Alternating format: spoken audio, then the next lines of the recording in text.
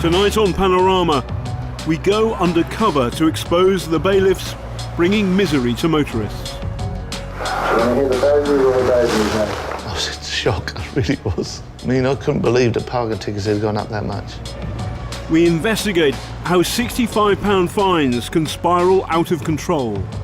£567, actually £777. What starts out as a very small issue quickly ramps up into something that is, can destroy people's lives. And then you have removal costs, and then you have storage costs, and you've got over £1,000. And can end with your car being taken to pay off the debt. And he said he's going to seize my BMW over a bus lane ticket. As new government rules come into force, we ask, will they really stop bailiffs who behave like this? I'm going to take the microwave, okay, I'll take the fish tanks. I'll come back and take the paint off your walls as well. I'll leave you with nothing.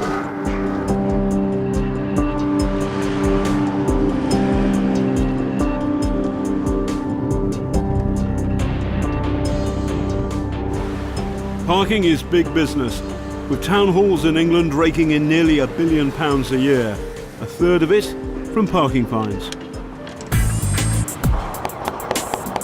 Meet Britain's parking bailiffs.